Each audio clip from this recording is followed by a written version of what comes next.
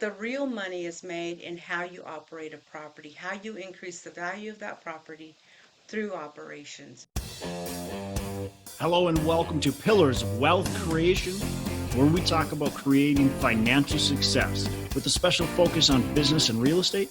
I'm your host, Todd Dexheimer. Now, let's get to it. Hello and welcome back to Pillars of Wealth Creation. I'm your host, Todd Dexheimer. With me, I'm excited to have Arleen Garza. Arleen, how are you doing today? I'm doing great. Thank you, Todd. How's your day going? Oh, it's fantastic. Every day is a blessing. So, um, Arleen is with Real Estate Equity Partners, or REEP. It was founded in 2012 by Jacob and Arleen Garza, who share over 20 years of real estate experience. The firm is focused on acquiring underperforming, income-producing multifamily investment opportunities in Texas. And with that said, Arleen, why don't you give our listeners a bit more about your background, about why you formed the company, and what you guys are focusing on today?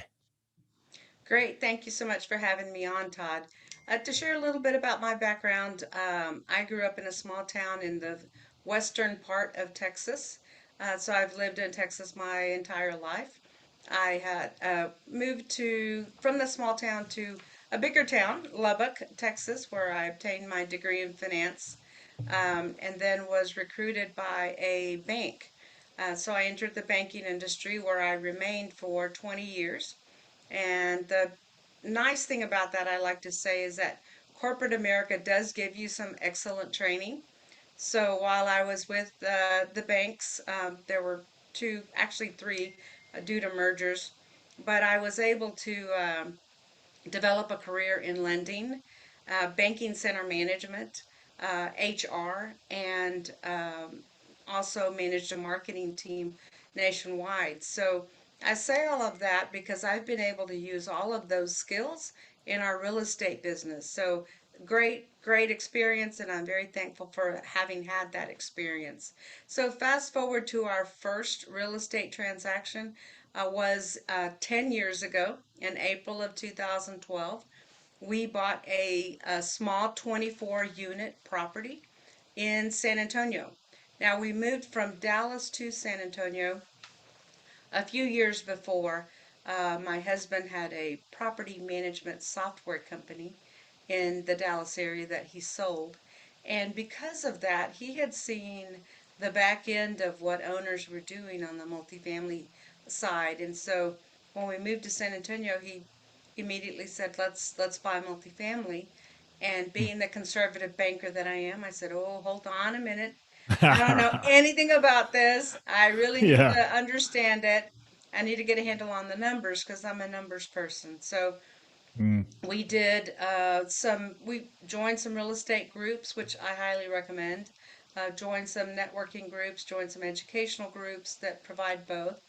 And we even became certified through the National Apartment Association as certified apartment managers and certified apartment portfolio supervisors. So with Were all of you that, managing other people's portfolios then, or was that just to have in-house? no, it was all so that we could manage in-house. And Got so it. we did. We did everything on that first property and then bought one around the corner from that one so that we could hire a manager part-time. And then we bought a little bigger 88 unit, and then we bought 143 unit. And at that point, we joined a different real estate group, and the mentor recommended that we try third party management. A Hmm. lot of that was because we were so busy in Yeah. running these properties that we didn't have a lot of time to grow, or didn't make time to grow. I think you can do both, but at the time we were wanting to make sure our properties did well, so we put a lot of effort into that. So we did in 2015. We turned our properties over to a third party management company and worked with actually two different companies in that period of time. And then in March of 2017, we were a little over 1,000 units. And we had been advised that 1,000 units is kind of that benchmark when you start looking at, uh, if you choose to, bring your management in-house. And so we did. We brought it back in-house. We onboarded all the properties and started hiring. I think that's key, who you hire, right? And Yeah. so we started building our team. And fast forward to today, we've acquired over 3,500 units, about 420 million in assets, and have deployed about, I don't know, 13 million in rehab projects and have raised about 100 million in equity. So all of that, happened in that span of 10 years. Could it have gone faster? I think it could have. When I see what people Always. are doing today, right, right. I see what people are doing, I think, wow, where could we have been? But I really think things come to you when you're ready for them. Yeah. And we grew at the pace we were comfortable, and we call it measured growth. It was strategic. We didn't want to overpromise to our investors, and we wanted to deliver good results. So in this time, we've taken 8 properties full cycle, and I think that's important. I know you're very aware of track record and reputation makes a huge difference. So Yeah. taking those 8 properties full cycle, we've got a very strong network of investors that are repeat. I think our last deal we had 80% of the investment was from repeat investors. So that makes us happy, because that means we're keeping people happy. So Yep. that's Absolutely. a long-winded background. No, I love it. I love it. I love that you went into some details, and I got some questions for it. And I've got actually even a comment on it. You mentioned you look around and watch some of these people, and you go like, we could maybe we could have done differently, or we could have potentially gone faster. But one of the things you got to be careful with is what are these people actually doing, and are they going to be profitable in the future? And so I don't know the inner workings of your business, but just by the approach you took and go moving slow, I would say you're maybe positioned pretty well to withstand some rocky times, and I think others are positioned maybe not quite as well to, and they might be the ones that you're talking about that have grown very quickly, very fast. That we look at and we go, "Holy cow! What did they? I can't believe this company." And also, do they really own it all, or do they only own a teeny tiny little bit? That's the other side of the coin too. Yeah, it's an interesting comment because I always try not to compare, right? You try Yeah. not to compare yourself to others because you don't know all the details behind their numbers. And somebody once told us, don't go by unit count, go by quality of what you're buying Mm, and so what you're able so to powerful. produce. Yeah, Yeah. so I think to your point, that's exactly right. Focus on what you're able to do. And the management company that we formed in 2017, we don't third party manage yet. We might in the future, but it's a lot of work. And Yeah. I don't think people understand that as much unless you're in the business. But we did it because we wanted to control what happens every day on our properties. And we learned that from the third party side. You got your reports a month after things happened. You can't really impact them. So And you're trying to tell them over the phone exactly what your vision is, exactly what you want to happen, or maybe even at the property, but they're ultimately the ones in charge. And sometimes it works extremely well when you have the right property management company and the right personalities, and they have but I think it requires a similar vision as you too. It requires a specific personality. And that's one thing I tell people as they're looking for property managers, what do you look for in a property management company? I look for personality. I want to be working with a property management company that kind of has a lot of the same goals and this a lot of this the kind of their mission, their beliefs of what we believe in. They believe in a lot of the same things or almost all of the same things. Because if our mindsets are different, it's just going to be kind of that battle all the time, and likely going to end up in firing them or being just disappointed in what you're getting.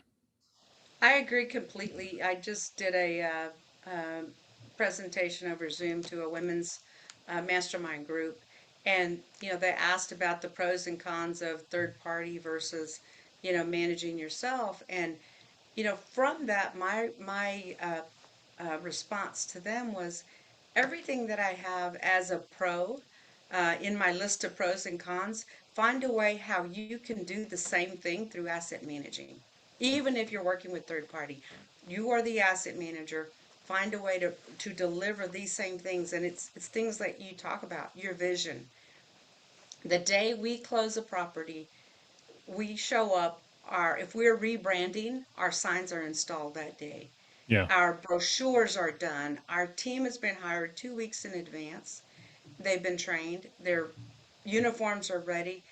So, but the most important thing that happens day one is the president of our management company and the regional for that area have a really deep conversation with the on-site team about our vision. Yeah, that's This so is our vision powerful. for this property, and this is how they, can be part of that vision. Yep. The most energy you are going to have on an acquisition is day one. Everybody's excited. So we want to take advantage of that and be able to share the vision, the business plan, everything that needs to happen with that property to get it from where it is today to where we want it to be in, 3 to 5 years. Yeah, I'm really glad you mentioned that. I think that's so important. As the listeners are here, whether you're going to manage the properties yourselves or if you're going to hire a third party property manager, you have to make sure the vision is aligned. So whether maybe it's you, maybe it's somebody on your team, but they need to get on site as quickly as possible. Day of closing, day after closing, week of close, but quickly, they need to get on site and they need to do exactly what Arleen just said. They need to have those conversations, and if they don't, how do you expect the visions to be aligned? If we don't have that in-depth conversation with the key members of the team, the only person you can blame when things go off the rails is yourself. That's well, quite frankly, that's always the only person you can blame. But it's going to be your fault because you didn't sit down and have those conversations that Arlene mentioned with those people to make sure the visions are aligned, to make sure we all know what to expect. We all know what the expectations are, and how to be successful. Yes, you're exactly right. And we put a lot of emphasis on that. And we show up with champagne. We Perfect. want the team engaged day one. They want it. We are big on our culture and having fun while you're at work. Yeah. Taking it seriously, but having fun. So the teams all know it's closing day. Get ready for the fun and the champagne and then the Yeah, hard work. So, yeah, yeah. The hard work, but let's celebrate a little bit now. We're excited. We got something. I, We're gonna have a lot of hard work. We certainly are. We're gonna have days yeah. where we just don't want to show up. Absolutely, but uh, if we're all working towards the same goal, though, it's just so much easier to be excited, to get excited, and then when those hard days do come, we can see beyond them because we actually know what we're looking for, right? If you don't know what you're looking at or where you're going, you're not excited. Like it just feels like an eternity. I agree. And you mentioned hard days. When COVID started, I'm sure you were just like, we were, you didn't know what to expect, right? The Yeah, future looked so uncertain. And so we met with our team and we said, how do we do this? How do we succeed in this environment? yeah. And so we took the approach of training our team to do business differently. Luckily, we had all our leases online the year before. We had, all of our leasing process online the year before. So that piece was taken care of. It was just the question of how do you go into people's units to take care of their work orders, Hmm. right? So our team was trained on how to do that safely. And as a result, I mean, 95% of our competitors closed their doors, right? You could reach them by phone, but you couldn't go into any of the properties. And so we took advantage of that. I mean, our NOI grew in that first 6 months 10% Yeah, that's awesome. during COVID, and we had zero work orders because we continued to provide service to our residents because that was top of mind. And so those are the things where, when your occupancy grows when everybody else is closed, right? Everybody else wouldn't be able to see anybody. We were open. So our occupancy grew across the portfolio. And we learned that even in times of, challenge, you got to sit down and plan. How do we attack this issue? How do we attack what's before us in the best way possible? And I'm amazed at how you bring in your team. They have the best ideas. We sit, in our office or wherever we may be, but the teams on site know exactly what to do, and they come with such great, ideas that I just say open up, to them, and you'd be amazed at what they will share with you. Yeah, look, there's COVID was definitely an interesting time, a time and challenge. It went by very, very quickly. At least the extremely challenging times. But a recession will hit sometime. Another challenging time will hit at some time. And if you're not preparing, not only preparing for it now, but if you're not willing to sit down and ask those hard questions and how you can move forward, like you said, you're not going to be successful and you're going to be closing the doors. You're going to be losing NOI. But if you take Arlene's approach, you gain NOI, 10% NOI growth during a time where most people were losing money. That's amazing. And I love also what you said about the staff and asking them what the solution is. You have to empower people. And it sounds like you guys are doing a great job of empowering the people that are working for you and allowing them to tell you what's best. Which, in my opinion, is that's an amazing. You get amazing results when you start to do that. I agree. And I think, you mentioned recession. Everyone's kind of preparing or in their Yeah, the mind R word is wondering, on people's minds right now. right. And, what I like to say is if you've underwritten conservatively, Hmm, you will be fine, you'll be right? fine. If you've been super aggressive, then I would be looking at today, you know, what does that pro forma budget look like 2 years from now Yeah, or 3 years from now? And is it achievable even if you don't have the, huge rent growth? I mean, our portfolio, we've had 15 to 18, as high as 20% rent growth isn't that something? in some of our markets, but that isn't sustainable in That's a right. recession, That's right? right. But what we underwrote was 3% growth. I mean, we get that organically just from our renewals. So we sleep very well knowing that. Now, the market may look totally different, right? We've all enjoyed that, the compression of cap rates and what that's, resulted in when we sell properties. But there's always a balance and the market lags a little bit. So again, take care of what you can control and stay informed. I spend an hour at least every morning combing through all the latest data from the various brokerage houses or the Fed or whatever I can get my hands on. And then I summarize it and send it to my acquisitions team Hmm, because they may not have read that, right? So why waste what I just learned? And so I share it with them to stay on top of what the market is saying what a great about idea. Yeah, that's awesome. Um, it's funny because I've been doing this podcast since 2017. I've talked to a lot of people, done a lot of interviews, and this question, the talk of the R word has came up since 2017, since I started the podcast, and there's been that talk of, well, we're probably coming into a recession soon. Soon we'll be in a recession, and it hasn't came, but it certainly will come, and it's soon. Whether that means it's 2 months, or whether that means it's 2 years, or whether that means it's 10 years, it's soon. It's going to happen. What are you guys doing? What is your company doing right now? Are you focused on buying? Are you focused on just managing the current properties, or are you selling, or a little bit of both? What are you guys doing right now? We're doing a little bit of both.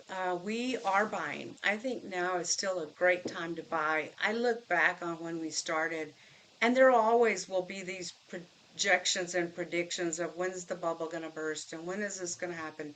And I think you've got to rely on the market data you have, and again, be conservative every time. Be conservative, but we still believe there's great opportunities. Again, if you buy there have been several properties where we put them under contract. By the time we closed, they were already hitting our pro forma rents. Yep. Yep. Now, would that go on indefinitely? No, it won't. So Right. I think you have to pivot and adjust to what the market is telling you. In our case, the we love the bonus depreciation from investing in multifamily real estate. Well, that is 100% through this year and then declines to 80% and then 60 and then Mm. 40 and 20. So when you factor in some of that, the gain that our investors and we have from even that component, there's still great reasons. I mean, Yeah. supply demand in our markets where we have properties, there is a supply demand imbalance. There's more demand because Texas is growing. We have a huge influx of people coming from the west and the north. And so that just means opportunity from the standpoint of if there are less units and more people that want them, your pricing can get a little better and a lot more aggressive than maybe you had put into your pro forma. So we're buying, we're selling. Now, what we're selling are some of our older assets, things that we bought, 3 or 4 years ago, and the reason we're selling them is because we always go in, we inject nice capital into making them look really great. Well, we all know that after about 4 or 5 years, you have to repaint, you have to redo some of the stuff. And so we are selling some of the assets where it's time for that process to happen again. And we don't want to inject that capital. A new buyer can come in, start fresh with their vision, and continue to do well with those properties because historically they've done well, they've performed well. And so selling makes sense for us and buying them makes really good sense for someone else because there's a proven track record of what Yep. those properties can do. So we're doing both, buying and selling. And I'll add to that we strongly believe in the next, 5 to 7 years, call it, operations will make the biggest difference. We've all been able to buy well, right? You buy well because of where pricing was 2 or 3 years ago. But the real money is made in how you operate a property, how you increase the value of that property through operations. And so we are extremely focused on beefing up our team. We have invested our own capital in talent, in hiring the right talent, in growing our talent, so that we are ready. We doubled in size last year, and we've got pretty hefty goals this year, 10 to 12 acquisitions. We did 8 last year. Um, with that, we sat down in January. We had a leadership team meeting, and we had every department look at every process they have, and we challenge them to figure out a way to be more efficient in Mm. delivering those same processes. And by the same token, we said, we don't expect you to do more with less. So let's look at what are the key positions we need in each department and what time of the year do we need to be recruiting for those. So when we started, February, we already had that mapped out. And our team knows and we're marching through that. And it's just amazing to see what they've been able to do in terms of increasing efficiencies. Mm. And that's primarily the corporate team, our regional managers. We have capital projects managers in both San Antonio and Houston, whose goal is to do complete the rehab on time and under budget because that rehab is what's going to generate those higher rents. So Yep. Yep. time is of the essence The with that. You got to get those. velocity. Yeah, you need to have Yes. the. We just. It's funny. I just had an asset management meeting this morning, and that's exactly what we talked about. We were talking about some of the renovations that we're doing, and some of the contractors that we're using it or planning on using. And that was some of my questions asking is, well, what capacity can they handle? Because for me, it's not necessarily how much it costs, but how quickly can you get it done? I mean, certainly we want it to not cost us a ton of money, but I would rather pay a little bit more and get more service quicker, right? Get it Yeah. done faster. I'm okay with going a little bit over budget if I need to, if I know the velocity is going to be there. Because you said once we get those units done, now we can rent them at our pro forma or maybe even above our pro forma rents. And Exactly it right. really makes a big difference. Yeah. And one of the questions people ask us is, have you had supply chain issues? Have you had issues getting, your materials to do your rehabs? We haven't. Now, a Hmm. lot of that is because we focused with the vendors that became a core group of vendors. So they knew we would go to them. But in addition, we brought in some additional folks so that if these were maxed out, our core group was maxed out, we had a second group to fall upon. And what we told our vendors is, you won't wait for 30 days to get your payment. We're going to pay you in 10, max 15. So when we call them, we're at the top of the list because they know they're going to get paid sooner than they would from some of their other clients. And so that's made a huge difference for us in getting our materials, our services, everything we need from our vendors. Love it. Love it. That's great. Um,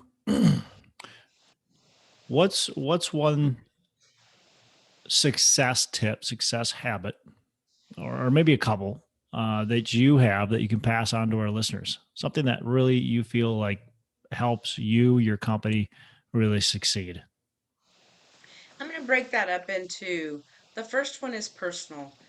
I like to pray and meditate every morning. Mm, That helps me get really centered. It gets me really able to really have a clear mind. yeah. And so when I come out of that, it's immediately there's all these ideas that rush at me.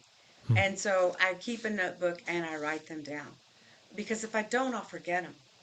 And that time that I just dedicated to prayer and meditation was for no good other than made me feel great. But that rush of ideas is super fantastic. So something that I do personally actually helps me on the business side Yeah. to be able to grab those new ideas. I think the second one that I would say is probably more directly business is meeting with my team daily. Now, I head up acquisitions. My husband oversees the management side. And so every day we're meeting before the day kicks off. If they're not all in the office, we do it by phone. We do it by Zoom. But they understand, what are our goals for that week? What are we trying to submit offers on, what offers are pending, what are are there lender discussions that need to happen? Do we need to pick a lender?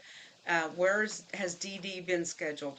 Those are the things that we, sit and map out. And I've got, you know, behind me a big, dry erase board that I keep for myself. The rest of my team has spreadsheets that they keep things on, but those are, and I put it in red. I'm going to move the camera a little bit so you can see. I put it in red so that it stands out to me. And any of my team members that come in, they get a reminder of what's at the top of my priority list, right? Yeah. All in a good way when we have a Yeah. lot of fun. But meeting with the team, huddling with the team on Monday, and then I try to do it again on Friday just to see how everybody's week went, and that pays huge dividends. Yeah, yeah, that for sure. You've got well, everybody has to be on the same page, right? We kind of already talked about that. If you're not on the same page, if you're not going for the same thing, it's just not a recipe for success. That's for sure. You're exactly right. Um, d- you started managing, you handed over the third party, you took management back over. Would you have given up knowing what you know now, would you have given up the management in that period of time?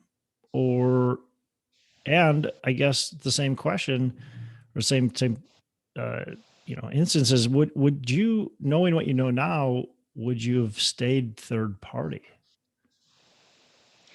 Okay, so I'll answer those. Would I have given it up? No. I think we would have kept them in house.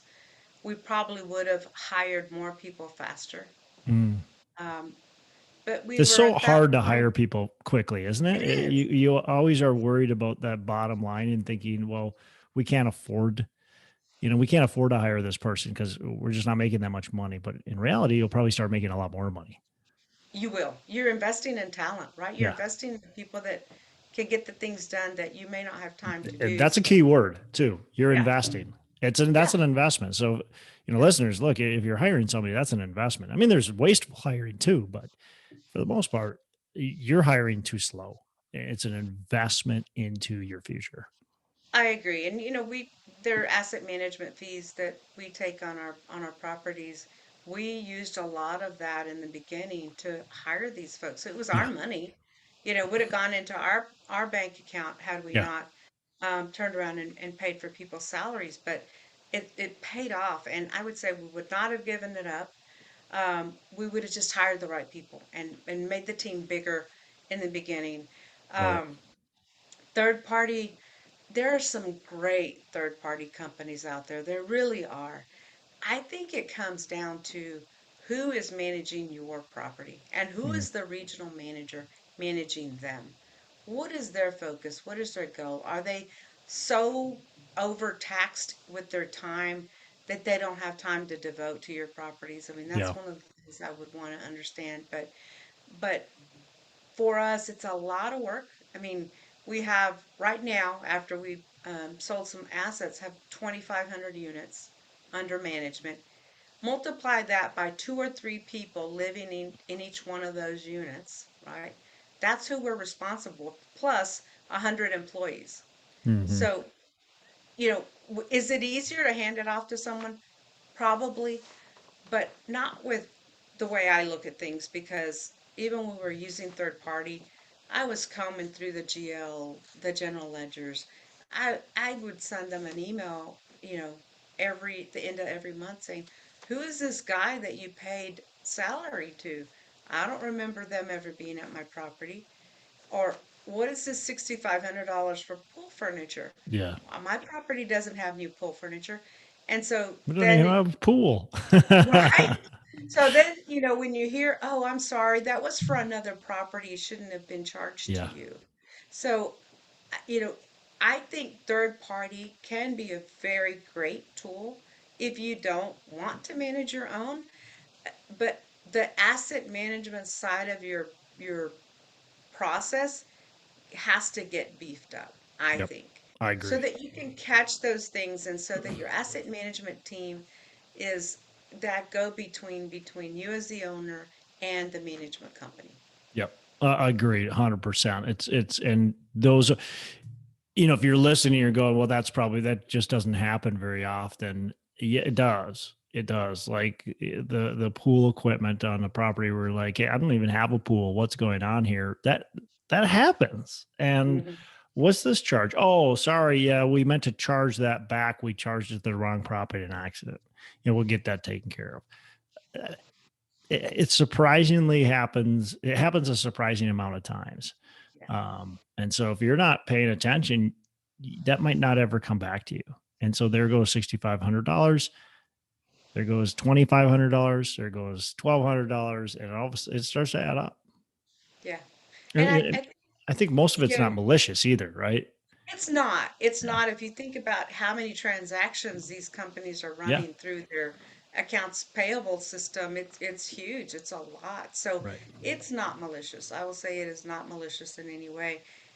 But if you're not watching for those things in certain categories on your financials, you should be able to glance at a T12 and see where there are blips, right? Zoom in on those and you Yeah. get a pretty good idea. You don't have to comb through every single general ledger, but if you look at your financials, pretty closely, you'll be able to see where there are inconsistencies that you can then ask more questions about. But again, I think the key if you're a third party, you know, company, working with a third party company, is take all those things that are irritants or things that you are concerned about and figure out, how do I solve for that through asset management? Hmm. What are the questions Yeah. I need to be asking? What are the processes I need to put in place on my side to Yeah. understand it? Great And advice. yeah, and it's can be great Yeah. if you've got that all lined out. Love it.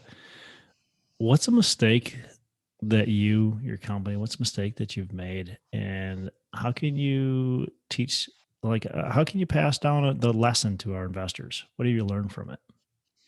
Okay, well, one of our first big lessons was we bought a property with a chiller, which there are great properties with chillers. Mm-hmm. Let me just say that. Mm-hmm. And we had a mentor advising us who had never owned a property with a chiller, right?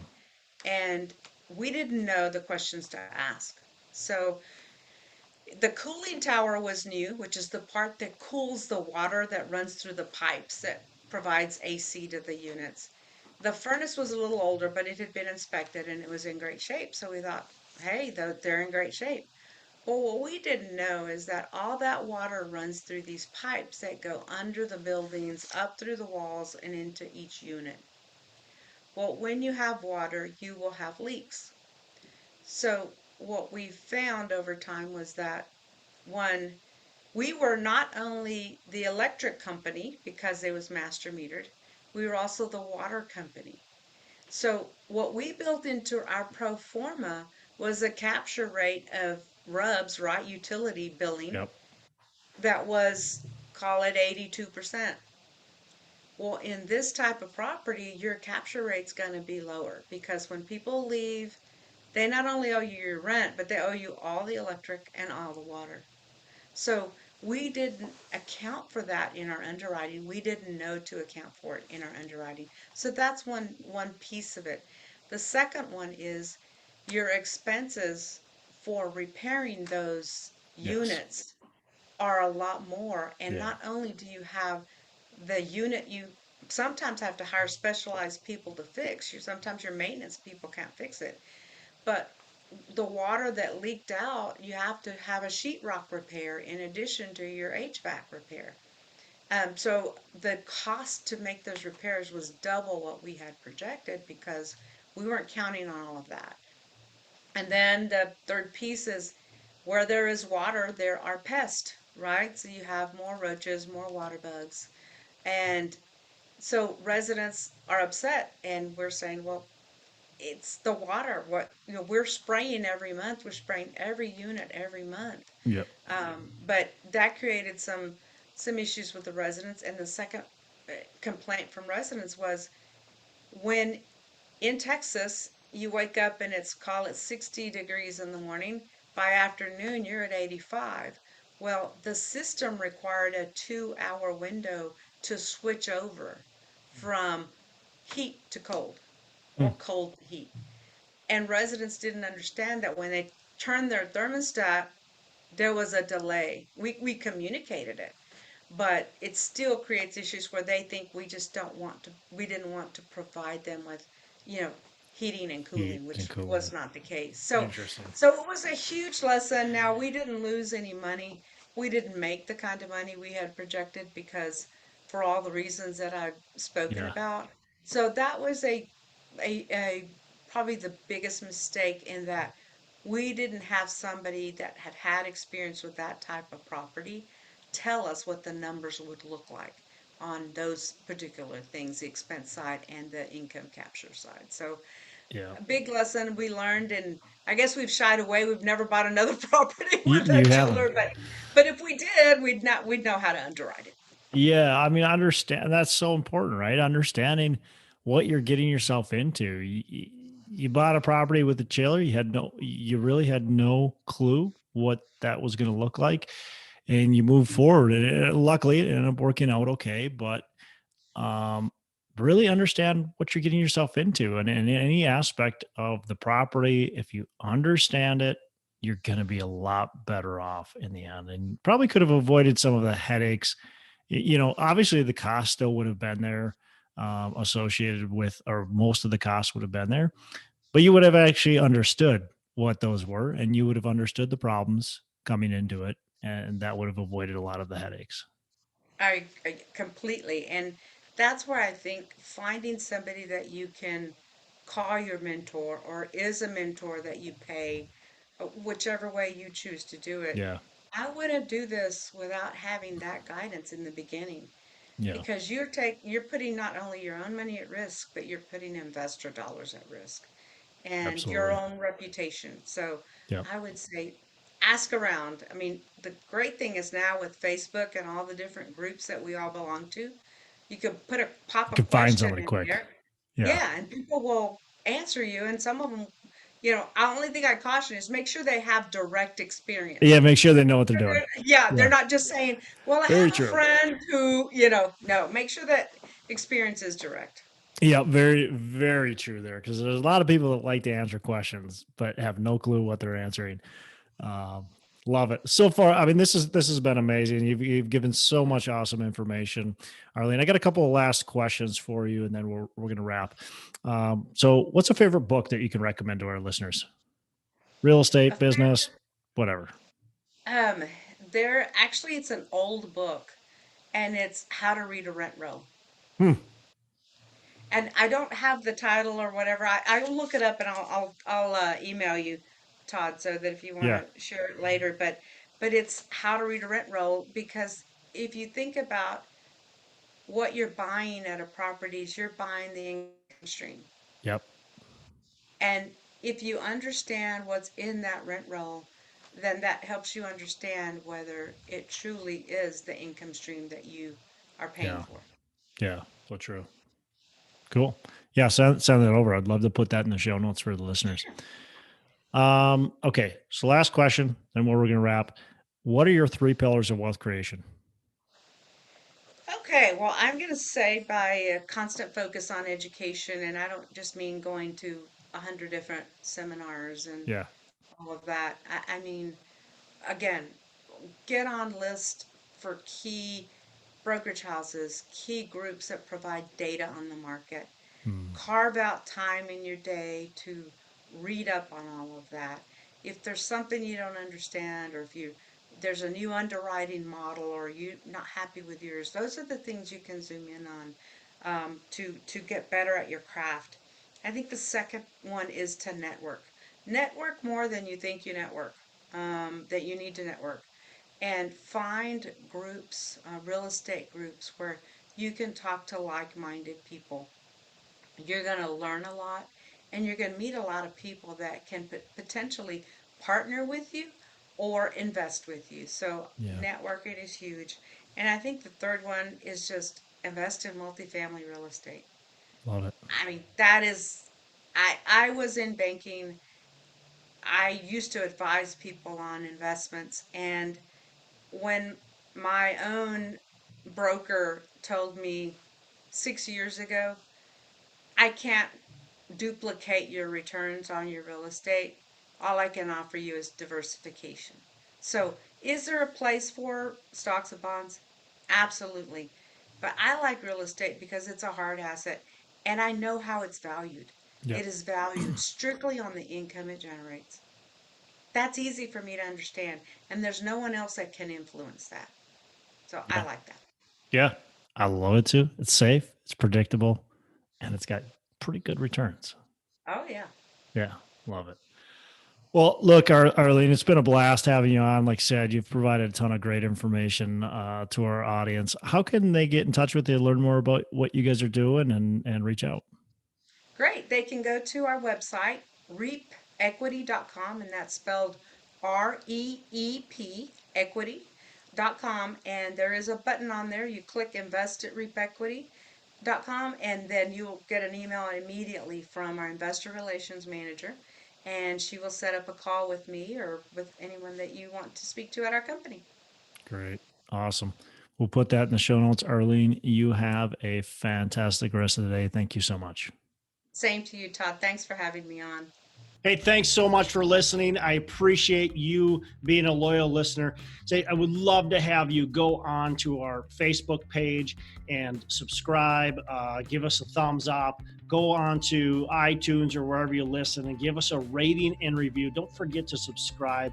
Your rating and review just helps us push this out to more and more people and continue to grow our audience and hopefully positively affect a ton of people out there that really need this and want this. So the other thing I've got for you is a free ebook on my website. So go on to venturedproperties.com, and download our free ebook on real estate and on syndication. And I've got some data points in there, some really good stuff for you. So I'd love to have you take a look at that. It's free. I'm not expecting anything from it. And also, look, if you want some help in multifamily, want some help learning, growing, getting your business off the ground, I would love to talk to you about what it would look like to work with me potentially and see if that's a good fit. So you can go to coachwithdex.com and check that out. And we can definitely have a call. Thanks a lot for listening. You make it a fantastic rest of the day. I'll catch you on the next episode.